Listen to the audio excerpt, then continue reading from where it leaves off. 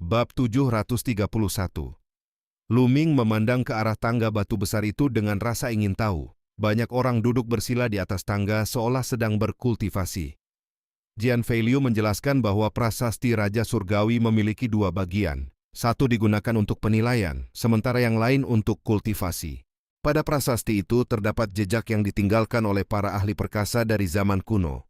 Siapapun yang menaiki tangga dapat memperoleh pemahaman dari jejak tersebut. Beberapa orang bahkan mampu memperoleh pencerahan dan mencapai terobosan melalui proses itu. Lu Ming kemudian mengetahui bahwa yang dimaksud dengan kesempatan khusus sebenarnya berada pada 7 anak tangga paling atas yang berwarna merah tua. Hanya 108 orang yang berhasil memperoleh peringkat dalam kompetisi Raja Langit yang diizinkan menginjak 7 anak tangga tersebut. Hal itu disebabkan karena efeknya jauh lebih kuat dibandingkan 20 anak tangga di bawahnya. Jian Feiliu juga menjelaskan bahwa jika seseorang yang tidak memiliki hak memaksa menginjak 7 anak tangga merah tua tersebut, maka hasilnya hanya satu, yaitu kematian. Tidak akan ada pengecualian. Bahkan 20 anak tangga di bawahnya pun sebenarnya sangat berbahaya. Tangga itu menguji kemauan dan keteguhan hati seseorang dalam jalan bela diri. Jika kemauan tidak cukup kuat, seseorang bisa kehilangan kendali bahkan mati di tengah proses itu. Semakin tinggi seseorang mendaki, semakin besar pula tekanan dan bahaya yang harus dihadapi. Namun jika seseorang mampu menahannya dan bertahan, maka imbalan yang didapatkan juga akan sangat besar. Lu Ming mengangguk pelan sambil terus memperhatikan tangga tersebut. Prasasti Raja Surgawi hanya diaktifkan sekali setiap 3 tahun. Pada waktu biasa, tangga tersebut tidak memiliki efek apapun. Hanya ketika waktunya tiba, kekuatan dari prasasti itu akan muncul dan memengaruhi siapapun yang menaikinya. Menurut penjelasan Jian Feiliu, efek dari tangga itu telah muncul sekitar setengah bulan sebelumnya. Sejak saat itu, banyak orang berdatangan setiap hari untuk mencoba memperoleh pemahaman di sana. Pada saat itu tiba-tiba terdengar suara dengungan di udara. Seorang pria tidak mampu lagi menahan tekanan di tangga dan langsung terpental turun. Tubuhnya jatuh keras ke tanah dan darah menyembur dari mulutnya. Di sisi lain ada juga orang yang berdiri dengan tubuh gemetar lalu perlahan mundur turun dari tangga. Setelah mencapai tanah, mereka menghela napas panjang dengan tubuh yang sudah basah oleh keringat. Seorang pria paruh baya tampak menghela napas panjang setelah turun dari tangga. Ia hanya mampu bertahan setengah jam di anak tangga ketujuh. Seorang lelaki tua di dekatnya menghela napas pula. Meskipun telah hidup selama 800 tahun, ia hanya mampu bertahan sekitar 20 menit di anak tangga ketujuh. Di tengah pembicaraan itu, perhatian mereka tertuju pada sosok yang duduk bersila di anak tangga ke-19. Sosok itu tinggi dan tegap. Dari kejauhan sudah tampak bahwa ia masih sangat muda.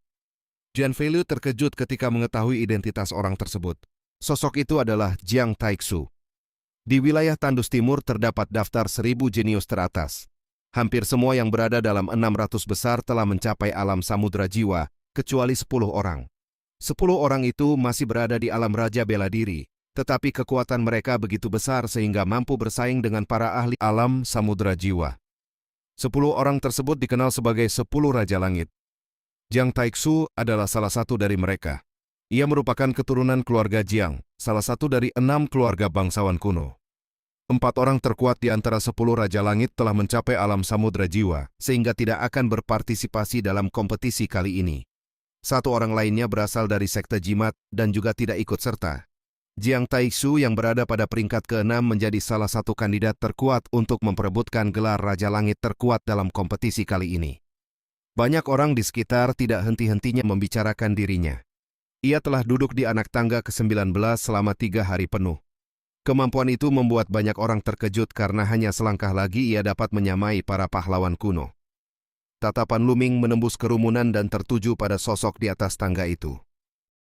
Dari waktu ke waktu terdengar suara udara yang terbelah ketika semakin banyak orang datang ke tempat tersebut. Lu Ming melihat Gao Qiang, beberapa pemuda berjubah abu-abu dari sekte mayat surgawi, serta Qin Qingshan dan Qin Qingfei. Ketika Qin Qingfei melihat Lu Ming, wajahnya langsung dipenuhi rasa takut. Tidak lama kemudian, sebuah aura panas yang sangat kuat turun dari langit. Sekelompok orang tiba dan kerumunan segera memberi jalan. Mereka berasal dari keluarga Wang, salah satu keluarga kuno. Jumlah mereka lebih dari selusin orang, meskipun itu hanya sebagian kecil dari kekuatan keluarga tersebut. Wang Mang juga berada di antara mereka. Begitu tiba, Wang Mang langsung menatap dingin ke arah Lu Ming dan Jian Feiliu. Di samping Wang Mang berdiri seorang pemuda dengan penampilan yang sangat aneh. Matanya berwarna merah seperti batu rubi dan memancarkan aura yang sangat iblis. Pemuda itu adalah Wang Mie. Ia berada pada peringkat 635 dalam daftar 1000 jenius teratas wilayah Tandus Timur. Di antara para ahli alam Raja Bela Diri, peringkat itu sudah termasuk kelompok yang sangat kuat. Wang Mie berjalan mendekati Lu Ming dengan langkah tenang.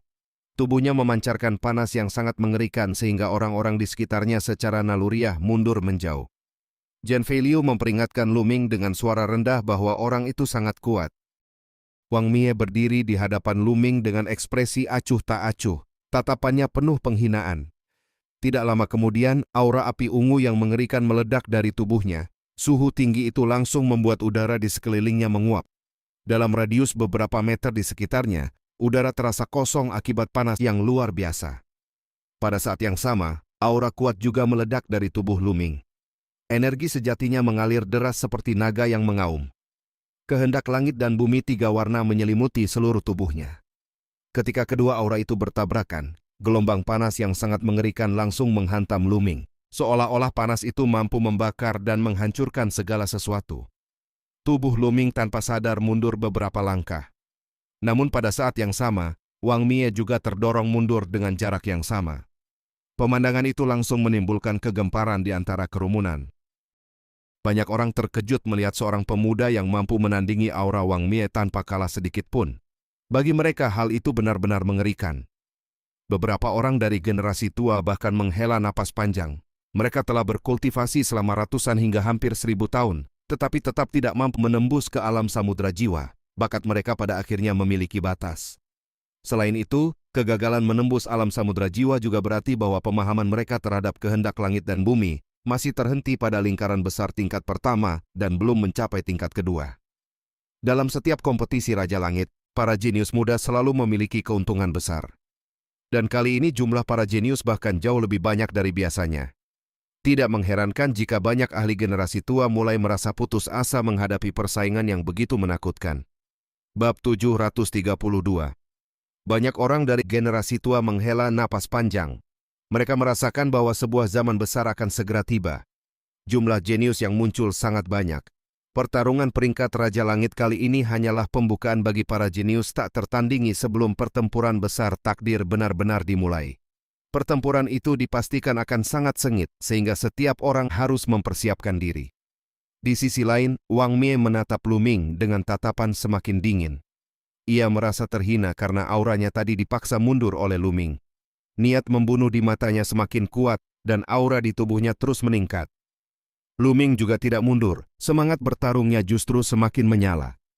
Pada saat ketegangan itu memuncak, tiba-tiba sebuah aura luas dan tak terbatas menyebar dari langit di atas kepala semua orang. Seorang lelaki tua muncul di udara. Kehadirannya memancarkan tekanan yang sangat menakutkan. Ia menyatakan bahwa perkelahian dilarang di depan prasasti Raja Langit. Siapapun yang melanggar aturan itu akan langsung dibunuh tanpa ampun. Suara lelaki tua itu menggema keras hingga mengejutkan seluruh orang yang hadir. Aura yang dipancarkan olehnya terlalu kuat. Tidak seorang pun berani menentang. Kekuatan itu jelas bukan milik ahli alam samudra jiwa biasa. Kemungkinan besar ia adalah ahli tingkat tinggi di alam embrio roh. Setiap kali prasasti Raja Surgawi dibuka, Istana Ilahi Empyrean dan Sekte Mayat Surgawi selalu mengirim para ahli untuk bersama-sama mengelola tempat itu. Lelaki tua tersebut jelas merupakan penanggung jawab utama di tempat itu. Lu Ming dan Wang Mie segera menarik kembali aura mereka. Wang Mie menatap Lu Ming dengan mata yang dipenuhi niat membunuh. Ia menyatakan bahwa kali ini Lu Ming lolos karena aturan. Namun ketika pertempuran peringkat Raja Langit dimulai, keberuntungan seperti itu tidak akan terjadi lagi. Lu Ming hanya tersenyum tipis dan menerima tantangan itu. Wang Mie mendengus dingin lalu berbalik pergi. Sementara itu, di tangga prasasti Raja Langit, ledakan demi ledakan terus terjadi ketika orang-orang gagal menahan tekanan. Seorang lelaki tua berambut putih yang berdiri di anak tangga ke-10 mengeluarkan raungan keras. Ia memaksa dirinya melangkah ke anak tangga ke-11 dengan tekad untuk menembus batasnya dan memasuki alam samudra spiritual. Namun pada saat ia menginjak anak tangga berikutnya, sebuah lubang besar tiba-tiba muncul di dadanya. Tubuhnya terpental turun seperti layang-layang yang putus talinya. Ia jatuh ke tanah dan langsung kehilangan nyawa. Beberapa orang mengenali lelaki tua itu dan hanya bisa menghela napas. Di antara kerumunan, seorang lelaki tua lain menyatakan dengan tegas bahwa jika seseorang tidak berani mencoba, maka hidupnya akan berakhir sia-sia. Daripada mati perlahan karena usia tua, lebih baik mempertaruhkan segalanya. Seiring berjalannya waktu, jumlah orang di tangga semakin berkurang. Beberapa tokoh terkenal mulai maju, termasuk Gao Qiang, Qin Qingshan, dan Qin Qingfei.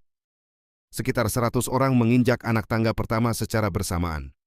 Begitu kaki mereka menyentuh tangga itu, sebagian orang langsung berubah ekspresi. Tubuh mereka gemetar karena tekanan yang tiba-tiba muncul, namun mereka tetap menggertakkan gigi dan bertahan. Sebagian lainnya terlihat tenang, seperti Gao Qiang dan Qin Qingshan. Tiba-tiba terdengar teriakan nyaring. Qin Qingfei langsung terpental dari anak tangga pertama dan jatuh keras ke tanah. Kerumunan di sekitar segera tertawa. Biasanya orang yang datang ke tempat ini adalah para ahli tingkat puncak alam Raja Bela Diri. Sangat jarang seseorang langsung terpental dari anak tangga pertama. Hal itu menunjukkan bahwa kemauannya terlalu lemah. Wajah Qin Qingfei memerah karena malu. Dari lebih dari 100 orang yang naik, hanya dia yang langsung jatuh dari anak tangga pertama. Sementara itu, sebagian orang duduk bersila di anak tangga pertama untuk berkultivasi, sementara yang lain terus melangkah naik. Pada setiap anak tangga berikutnya, selalu ada orang yang berhenti untuk berkultivasi, dan ada pula yang terpental jatuh. Selama seseorang tidak memaksakan diri, biasanya tidak akan ada bahaya besar. Paling jauh hanya mengalami luka. Hanya sedikit orang yang terus melangkah naik tanpa berhenti. Gao Qiang dan Qin Qingshan yang memiliki peringkat hampir sama dalam daftar 1000 jenius tampak saling bersaing. Keduanya terus melangkah naik tanpa berhenti. Tidak lama kemudian mereka mencapai anak tangga ke-10. Setelah tiba di sana, keduanya sempat berhenti sejenak dan memandang ke atas dengan sedikit rasa gentar. Namun segera setelah itu mereka kembali melangkah naik. Begitu Gao Qiang menginjak anak tangga berikutnya, tubuhnya langsung bergetar hebat seperti tersambar petir. Ia memuntahkan seteguk darah dan tanpa sadar mundur kembali ke anak tangga ke-10. Ia meraung keras dan akhirnya bertahan di sana. Sementara itu Qin Qingshan tidak mundur. Tubuhnya memang gemetar, tetapi ia tetap berdiri kokoh di anak tangga ke-11. Mata Gao Qiang dipenuhi rasa tidak rela. Pada akhirnya ia masih kalah dari Qin Qingshan. Setelah menstabilkan dirinya di anak tangga ke-11, Qin Qingshan melangkah lagi dan mencapai anak tangga ke-12. Di sana tubuhnya terus gemetar dan wajahnya menjadi pucat. Setelah waktu yang lama, ia akhirnya berhasil menenangkan diri lalu duduk bersila di anak tangga itu untuk berkultivasi. Melihat pemandangan tersebut, Lu Ming merasa semakin tertarik. Ia melangkah maju diikuti oleh Xian Yanqing, Jian Feiliu, dan yang lainnya. Di sisi lain, Wang Mie, Wang Mang, serta 3 pria berjubah abu-abu dari sekte mayat surgawi juga maju bersama. Lebih dari 100 orang sekali lagi melangkah menuju tangga. Ketika Lu Ming menginjak anak tangga pertama, ia langsung merasakan tekanan kuat pada tubuh dan jiwanya. Pada saat yang sama, seekor binatang iblis besar menerkamnya dengan aura iblis yang ganas. Mulut berdarah makhluk itu berusaha menggigit lehernya seolah dapat mematahkannya dalam sekejap. Lu Ming mengerutkan alis tetapi tetap berdiri tenang seperti gunung. Ia membiarkan makhluk itu menyerangnya. Begitu serangan itu menyentuh tubuhnya, makhluk tersebut langsung menghilang. Semua itu hanyalah ilusi. Meskipun demikian, niat membunuh dan energi jahat yang dipancarkan terasa sangat nyata. Ilusi semacam ini menjadi berbahaya karena jika kemauan seseorang tidak cukup kuat, ilusi itu dapat berubah menjadi kenyataan dan memberikan pukulan yang sangat serius. Itulah sebabnya beberapa orang tidak mampu menahannya hingga mengalami luka berat bahkan kematian. Makhluk iblis di anak tangga pertama tidak terlalu kuat, sehingga hanya sedikit orang yang jatuh. Lu Ming kemudian melangkah ke anak tangga kedua. Tekanan pada tubuh dan jiwanya semakin kuat. Seekor makhluk iblis lain dengan aura lebih ganas menerkamnya. Namun Lu Ming tetap mengabaikannya dan terus melangkah. Ia melewati anak tangga ketiga, keempat, dan seterusnya tanpa berhenti. Di sampingnya, Xian Yanqing dan Jian Feiliu juga bergerak maju dengan langkah mantap. Di sisi lain, Wang Mie, Wang Mang, serta 3 pria berjubah abu-abu dari sekte mayat surgawi juga terus mendaki. Mulai dari anak tangga keempat, niat membunuh dari makhluk iblis menjadi jauh lebih kuat. Mereka bahkan membawa kehendak langit dan bumi yang menambah tekanan pada manusia. Semakin tinggi tangga yang dicapai, semakin banyak makhluk iblis yang muncul, dan semakin nyata dampaknya terhadap orang yang menghadapinya. Banyak orang akhirnya tidak mampu bertahan. Mereka berhenti atau terpental jatuh. Namun bagi Lu Ming, keadaan itu justru menimbulkan pemahaman baru. Ia merasakan bahwa kehendak langit dan bumi yang dibawa oleh makhluk-makhluk iblis itu tampaknya berasal dari seorang ahli tingkat sangat tinggi yang meninggalkan jejak kekuatannya di tempat tersebut. Jika ia mampu memahami dan menyerap jejak tersebut, pemahamannya terhadap kehendak langit dan bumi akan meningkat, bahkan mungkin mencapai terobosan. Namun tekanan di tempat itu masih belum cukup kuat baginya. Lu Ming menyadari bahwa ia membutuhkan tekanan yang lebih besar serta kehendak langit dan bumi yang lebih kuat. Hanya dengan cara itu ia mungkin dapat menembus hambatan dan meningkatkan kehendak langit dan bumi miliknya ke tingkat kedua. Bab 733. Prasasti Raja Surgawi memang merupakan tempat yang sangat baik untuk menempa diri. Tidak lama kemudian, Lu Ming telah mencapai anak tangga ke-10. Xie Nianqing dan Jian Feiliu juga telah sampai di tingkat yang sama. Namun dari 29 tetua sekte pedang logam yang datang bersama mereka, hanya beberapa orang saja yang berhasil mencapai tahap ini. Di sisi lain, Wang Mie, Wang Mang, serta 3 pemuda berjubah abu-abu dari sekte mayat surgawi juga telah berdiri di anak tangga ke-10. Wang Mie dan Wang Mang memandang ke arah Lu Ming dan yang lainnya dengan tatapan penuh provokasi. Setelah itu mereka melangkah menuju anak tangga ke-11. Lu Ming tidak berhenti. Ia segera melangkah mengikuti mereka menuju anak tangga ke-11. Begitu mencapai anak tangga tersebut, berkas-berkas cahaya langsung melesat menuju dirinya. Cahaya itu memiliki berbagai warna dan bentuk. Ada yang menyerupai pedang lurus, pedang lengkung, kepalan tangan, telapak tangan, palu, serta berbagai senjata lainnya. Semua senjata berwarna itu memancarkan niat membunuh yang dingin saat menyerang Lu Ming, seolah-olah banyak ahli kuat sedang menyerangnya secara bersamaan. Lu Ming berdiri diam tanpa bergerak. Senjata-senjata itu menghantam tubuhnya satu demi satu. Berbeda dengan ilusi sebelumnya yang langsung menghilang saat menyentuh tubuhnya, kali ini senjata-senjata itu seolah benar-benar menembus tubuhnya. Lubang-lubang muncul pada tubuhnya dan rasa sakit yang tajam menembus hingga ke dalam jiwanya. Lu Ming menarik napas dalam-dalam dan memandang ke arah orang lain. Ia melihat bahwa tubuh mereka sebenarnya tidak terluka, namun ekspresi wajah mereka dipenuhi ketidakpercayaan, kesedihan, bahkan penderitaan. Semua ini tetaplah ilusi. Namun ilusi ini terlalu nyata. Rasanya seperti benar-benar ada banyak ahli kuat yang menyerangnya dan menembus tubuhnya dengan senjata mereka. Rasa sakit itu bahkan menembus hingga ke dalam jiwa. Dalam keadaan seperti itu, sangat sedikit orang yang mampu menjaga keteguhan hati mereka, tetap teguh berdiri, bahkan terus melangkah maju tanpa ragu. Jika seseorang mundur karena ketakutan, maka ilusi itu dapat berubah menjadi kenyataan dan menyebabkan luka yang sungguh-sungguh. Lu Ming memandang ke depan dengan mata yang bersinar. Serangan ini memang kuat, tetapi masih jauh dari cukup untuk menggoyahkan dirinya. Hatinya sekeras batu. Jika ia mundur hanya karena serangan seperti ini, maka bagaimana mungkin ia dapat menghadapi kaisar bela diri di Yi di masa depan?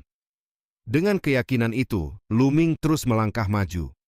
Ia mencapai anak tangga ke-12. Serangan yang muncul semakin banyak.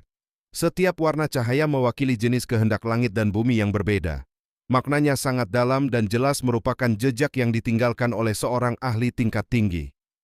Lu Ming terus melangkah. Ia melewati anak tangga ke-13, kemudian anak tangga ke-14. Pada saat itu, 29 tetua dari sekte pedang logam semuanya telah berhenti. Di anak tangga ke-14, hanya tersisa Lu Ming, Xie Nianqing, Jian Feiliu, Wang Mie, Wang Mang, serta 3 pemuda berjubah abu-abu dari sekte mayat surgawi yang masih berjuang. Selain mereka, terdapat 2 orang tua berambut putih yang juga masih bertahan. Di bawah tangga, kerumunan besar orang menyaksikan dengan penuh perhatian. Mereka kagum melihat para jenius yang masih bertahan di atas tangga. Banyak orang mulai memperkirakan siapa yang akan melangkah paling jauh.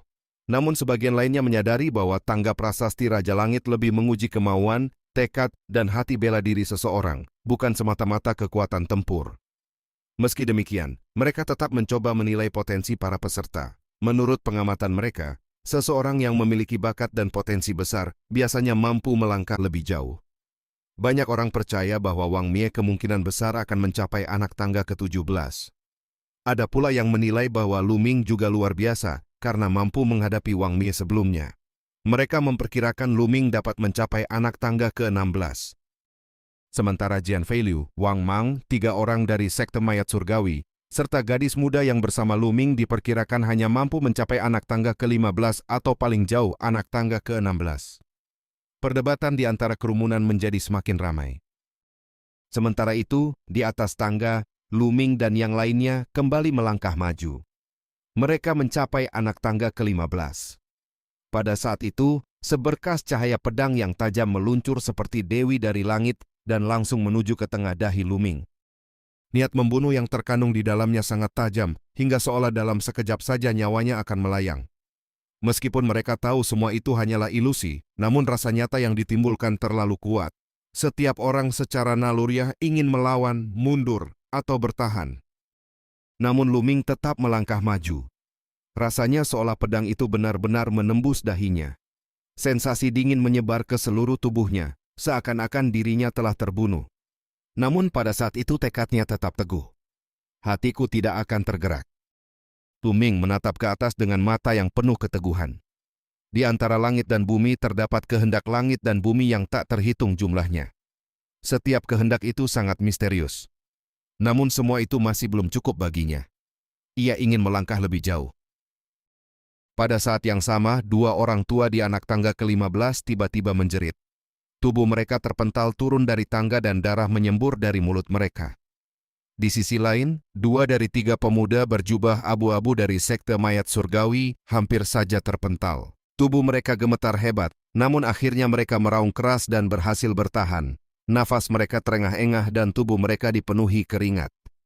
Wang Mang juga mengalami keadaan yang tidak jauh berbeda. Tubuhnya gemetar dan wajahnya menjadi pucat. Sementara itu tubuh Jian Feiliu mulai bergetar. Namun dalam hatinya muncul tekad yang kuat. Ia tidak ingin berhenti di sini, ia ingin menjadi lebih kuat. Ia ingin menjadi ahli puncak yang mampu melindungi orang-orang yang dicintainya dan menyelamatkan adik seperguruannya. Dengan tekad itu, Jian Feiliu meraung dalam hatinya. Ia teringat kata-kata Lu Ming sebelumnya bahwa selama seseorang cukup kuat, maka 1 orang saja sudah dapat menjadi sebuah keluarga bangsawan kuno. Semangat kepahlawanan itu sangat menyentuh hatinya. Ia harus menembus batasnya.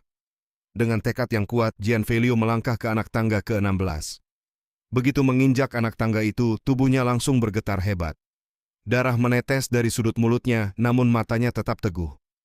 Perlahan-lahan tubuhnya menjadi stabil. Ia akhirnya berdiri kokoh di anak tangga ke-16. Pemandangan itu membuat banyak orang di bawah tangga terkejut. Jian Feiliu yang berada di peringkat 788 dalam daftar 1000 jenius ternyata mampu mencapai anak tangga ke-16. Biasanya, orang yang berada di bawah peringkat 700 dalam daftar itu sangat jarang mampu mencapai tahap tersebut. Di antara kerumunan, banyak orang berdiskusi dengan penuh kekaguman. Lu Ming dan Xian Yanqing tersenyum saat melihat Jian Feiliu berhasil mencapai tahap itu. Mereka tahu bahwa Jian Feiliu memiliki tekad yang sangat kuat di dalam hatinya. Karena itulah ia pasti akan menjadi lebih kuat di masa depan. Di sisi lain, Wang Mang menatap dengan mata terbelalak penuh ketidakpercayaan. Baginya, mencapai anak tangga ke-15 saja sudah sangat sulit. Ia tidak menyangka bahwa Jian Feiliu justru mampu melangkah hingga anak tangga ke-16. Perasaan marah dan tidak rela memenuhi hatinya. Ia tidak mau kalah dari orang yang ia anggap tidak berarti. Dengan amarah itu, Wang Mang memaksa dirinya melangkah maju. Namun begitu menginjak anak tangga berikutnya, rasa takut langsung memenuhi matanya. Tubuhnya terpental jauh dan jatuh ke tanah sambil memuntahkan darah dalam jumlah besar. Sementara itu, pemuda berjubah abu-abu yang tersisa dari sekte mayat surgawi berhasil melangkah ke anak tangga ke-16. Matanya dipenuhi rasa takut, namun akhirnya ia mampu menenangkan dirinya dan duduk bersila di anak tangga tersebut untuk berkultivasi. Bab 734. Wang Mie menatap Jian Feiliu dengan dingin, lalu mendengus sebelum melangkah maju. Tubuhnya sedikit bergetar ketika ia menapakkan kaki di anak tangga ke-16, tetapi pada akhirnya ia berhasil berdiri tegak. Tatapannya segera beralih kepada Lu Ming dengan penuh provokasi. Lu Ming hanya tersenyum tipis lalu melangkah maju. Anak tangga ke-16 memang jauh lebih menakutkan dibanding sebelumnya. Tekanan yang muncul jauh lebih kuat, tetapi Lu Ming tetap berdiri dengan mantap. Xian Yanqing juga melangkah mengikuti di belakangnya. Tatapan matanya sangat tegas. Luming seolah dapat melihat sebuah tekad di dalam mata Xie Nianqing. Seakan-akan ada seseorang yang ingin ia injak dan kalahkan. Luming hanya menggelengkan kepala dan tersenyum dalam hati. Wang Mie memandang mereka dengan tatapan semakin dingin ketika melihat bahwa Luming dan Xie Nianqing sama-sama berhasil mencapai anak tangga ke-16. Orang-orang yang berada di bawah tangga juga terkejut. Mereka tidak menyangka bahwa Xie Nianqing dan Jian Feiliu mampu mencapai tingkat tersebut. Jian Feiliu akhirnya mengakui bahwa dirinya tidak mampu melangkah lebih jauh. Ia memilih berhenti dan duduk bersila untuk berkultivasi. Keputusan itu sebenarnya sangat bijak. Jika seseorang memaksakan diri ketika tidak sanggup menahan tekanan ilusi di tangga tersebut, nyawanya bisa benar-benar terancam sebelum kompetisi peringkat Raja Langit dimulai. Wang Mie memandang Luming dengan tatapan mencibir. Luming hanya membalas dengan senyum tenang. Wang Mie kemudian mendengus dingin dan kembali melangkah maju. Kakinya menghentak keras saat menapaki anak tangga ke-17. Tubuhnya langsung bergetar hebat, seolah-olah tekanan yang tak tertahankan menekan seluruh tubuh dan jiwanya. Namun setelah berjuang keras, ia akhirnya berhasil berdiri kokoh di sana. Banyak orang di bawah tangga langsung terkejut. Anak tangga ke-17 memang sangat berbeda dari 16 anak tangga sebelumnya. Tingkat kesulitannya meningkat tajam dan menjadi sebuah batas penting. Hanya mereka yang mampu mencapai anak tangga ke-17 yang benar-benar dapat disebut sebagai jenius tingkat atas. Karena itu, ketika Wang Mie berhasil mencapainya, banyak orang tetap merasa kagum meskipun sebelumnya mereka sudah memperkirakan hal tersebut. Wang Mie menoleh ke belakang dengan ekspresi penuh kebanggaan. Bagi seorang jenius kebanggaan surga, tingkatan juga terbagi-bagi. Dengan mencapai anak tangga ke-17, ia merasa bahwa tekad dan potensinya sudah berada di antara para jenius tertinggi. Namun ekspresi bangganya tidak bertahan lama. Xie Nianqing melangkah maju dengan tenang. Langkahnya mantap tanpa sedikit pun getaran ketika ia menapaki anak tangga ke-17. Pemandangan itu langsung membuat banyak orang tercengang. Selama ini Xie Nianqing selalu tampak tenang dan tidak mencolok. Banyak orang tidak menyadari bahwa wanita muda ini sebenarnya memiliki kekuatan dan tekad yang begitu luar biasa. Sementara itu wajah Wang Mie menjadi sangat buruk. Luming juga melangkah maju tanpa ragu. Ia berdiri dengan stabil di anak tangga ke-17. Tatapan Wang Mie langsung membeku. Pada saat itu Luming merasakan perbedaan besar dari anak tangga sebelumnya.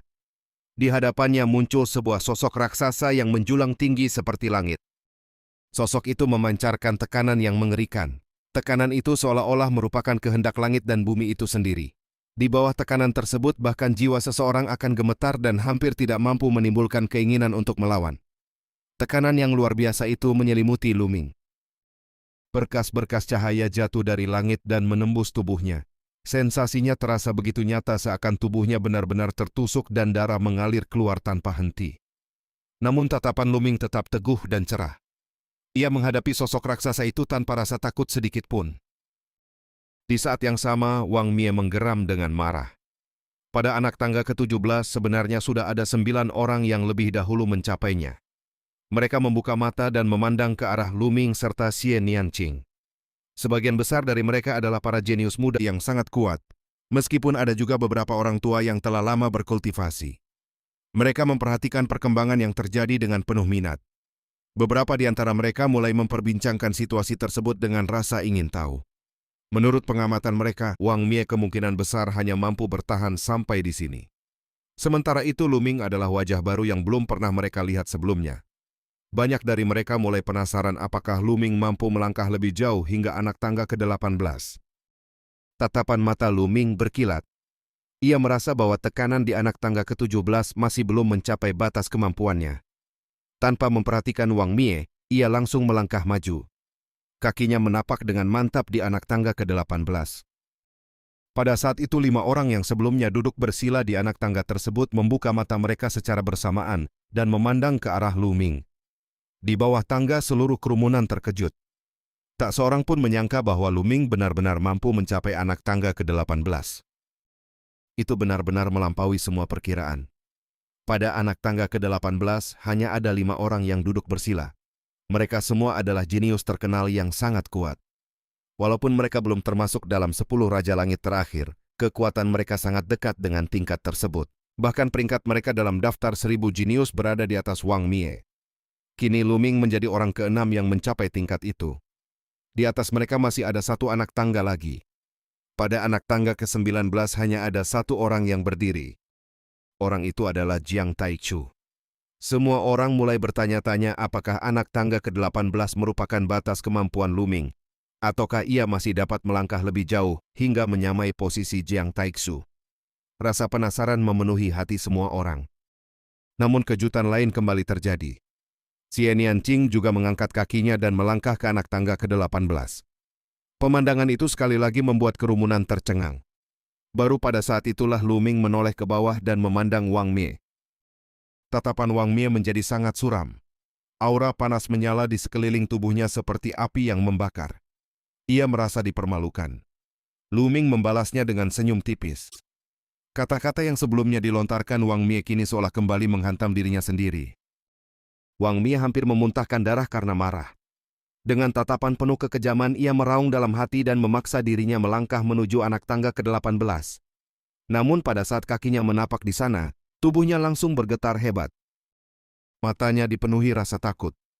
Ia menjerit dan memuntahkan darah sebelum tubuhnya terpental jatuh dari tangga.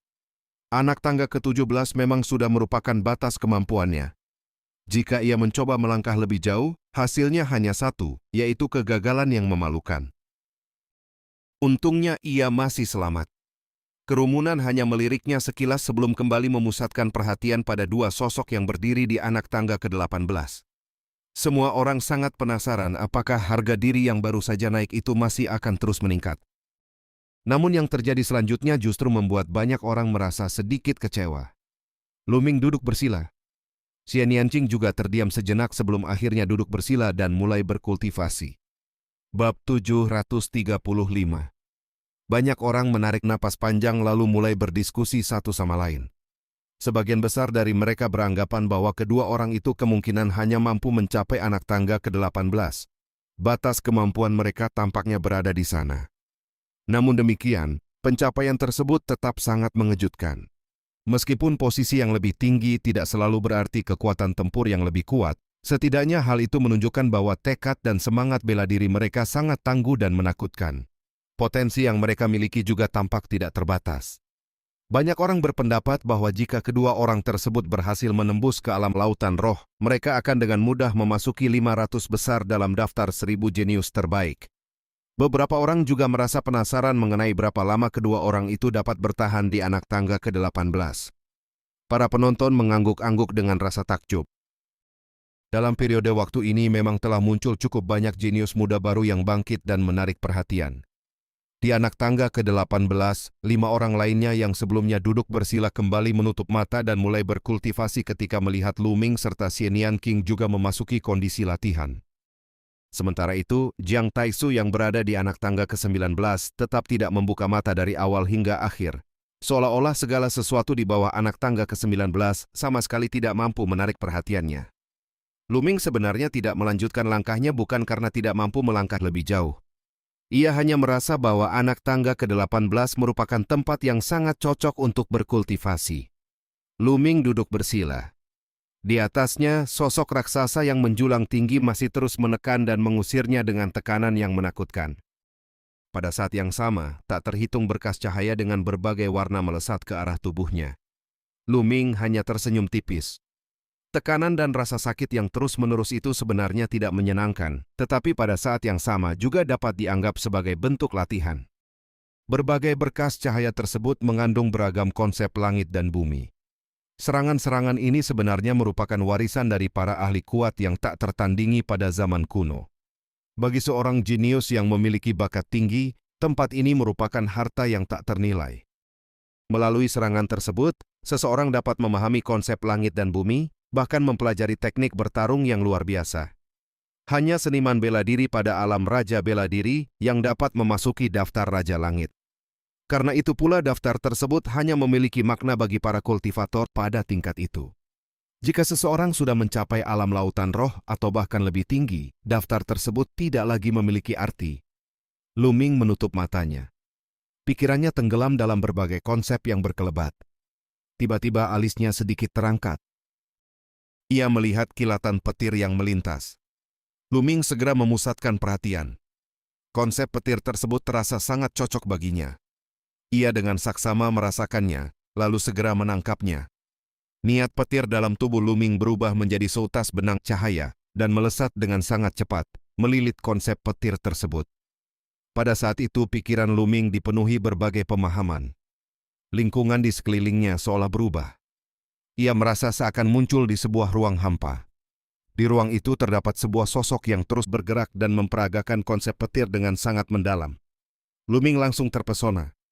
Ia menyadari bahwa konsep petir sebenarnya dapat digunakan dengan cara yang jauh lebih mendalam daripada yang pernah ia pahami sebelumnya. Tatapannya terpaku pada sosok tersebut. Pemahamannya terhadap konsep petir terus meningkat tanpa henti. Waktu berlalu perlahan. Luming bahkan seolah melupakan tekanan, rasa sakit, dan serangan yang terus menghantam tubuhnya dari luar. Seluruh pikirannya hanya tertuju pada pemahaman konsep petir. Tanpa terasa, 7 hari pun berlalu. Tiba-tiba di dalam lautan kesadaran Luming terjadi perubahan. Sebelumnya hanya ada satu rune konsep petir yang bersinar di sana. Kini sebuah rune konsep petir baru muncul dan perlahan memanjang. Rune baru tersebut hanya sepanjang 1 inci dan jauh lebih pendek dibanding rune sebelumnya. Namun begitu ia muncul, kedua rune itu saling terhubung dan saling melengkapi. Pada saat itu konsep petir Luming berhasil menembus ke tingkat kedua. Ia akhirnya berhasil menembus hambatan yang selama ini menahannya. Namun bagi Luming, hal itu masih belum cukup. Ia masih memiliki 3 konsep lain yang harus mencapai tingkat kedua. Jika tidak, tingkat kultivasinya tidak akan mampu menembus ke alam lautan roh. Luming segera melanjutkan latihan. Kali ini ia tidak lagi memusatkan perhatian pada konsep petir. Ia mulai menangkap konsep lain yang muncul di sekelilingnya. Tidak lama kemudian ia berhasil menangkap konsep angin. Ia segera mulai memahaminya dengan penuh konsentrasi. Waktu terus berlalu. Di sekitar prasasti Raja Langit, semakin banyak orang datang dan pergi. Sebagian orang mencoba mendaki anak tangga, sementara yang lain tidak mampu menahan tekanan dan akhirnya terpental turun. Selama periode itu, beberapa jenius baru kembali muncul. Beberapa orang bahkan berhasil mencapai anak tangga ke-17 dan ke-18. Namun anak tangga ke-19 tetap hanya ditempati oleh satu orang. Orang itu adalah Jiang Taixu. Beberapa jenius terkenal yang setara dengannya tidak berada di tempat tersebut. Mungkin mereka sedang berkultivasi di tempat lain. 6 hari kembali berlalu. Sejak Luming pertama kali melangkah ke prasasti Raja Langit, waktu yang telah berlalu kini mencapai 13 hari. Pada saat itu Luming membuka matanya. Kini konsep angin dan konsep petir miliknya sama-sama telah mencapai tingkat kedua. Ia kemudian memikirkan langkah berikutnya. Luming ingin meningkatkan konsep bumi miliknya hingga mencapai kesempurnaan tingkat pertama, atau bahkan menembus ke tingkat kedua. Jika hal itu berhasil dilakukan, teknik penjara penekan surga miliknya akan menjadi jauh lebih kuat. Luming mengangkat kepala dan menatap ke atas. Untuk mencapai tujuan itu, ia harus naik ke anak tangga yang lebih tinggi. Sebelumnya ia telah mencoba memahami konsep bumi di anak tangga ke-18, tetapi tidak menemukan konsep yang cocok. Karena itu ia harus melangkah lebih jauh. Pada saat berikutnya, Luming berdiri. Banyak orang di bawah tangga memandangnya dengan rasa penasaran. Sebagian orang mengira bahwa ia akhirnya tidak mampu bertahan lagi dan akan mundur. Mereka menganggap bahwa bertahan selama 13 hari di anak tangga ke-18 sudah merupakan pencapaian yang sangat menakutkan. Beberapa orang bahkan menyebut bahwa Jiang Taixu jauh lebih mengejutkan karena mampu bertahan begitu lama di anak tangga ke-19. Banyak orang berspekulasi bahwa Jiang Taixu mungkin sedang mengincar posisi pertama dalam daftar Raja Langit kali ini. Namun pada saat berikutnya semua pembicaraan itu tiba-tiba terhenti. Mata semua orang membelalak karena terkejut. Luming ternyata tidak mundur. Ia justru melangkah naik. Kakinya menghentak mantap di anak tangga ke-19. Ia berdiri tegak di sana. Seluruh kerumunan tercengang. Luming kini berdiri di tingkat yang sama dengan Jiang Taixu. Jiang Taixu yang sebelumnya duduk bersila tanpa bergerak akhirnya membuka matanya. 2 kilatan cahaya tajam muncul di matanya. Tatapan tersebut mengandung sedikit keterkejutan. Ia tampaknya tidak menyangka bahwa orang yang berhasil naik ke anak tangga ke-19 adalah seorang pemuda asing yang belum pernah ia kenal. Namun kejutan itu belum berakhir. Setelah mencapai anak tangga ke-19, Luming tidak menunjukkan tanda-tanda ingin berhenti. Tatapannya justru beralih ke anak tangga ke-20. Banyak orang di bawah tangga langsung terperangah. Anak tangga ke-20 merupakan tingkat yang sangat luar biasa. Hanya segelintir orang yang pernah berhasil mencapainya. Dalam sejarah daftar Raja Langit, hanya 20 orang teratas dari daftar 1000 jenius terbaik yang pernah berhasil mencapai anak tangga tersebut ketika masih berada di alam Raja Bela Diri. Bahkan pemegang peringkat pertama daftar Raja Langit sebelumnya juga pernah mencapainya. Selain mereka, tidak ada orang lain yang berhasil melakukannya. Banyak orang merasa bahwa hal itu hampir mustahil.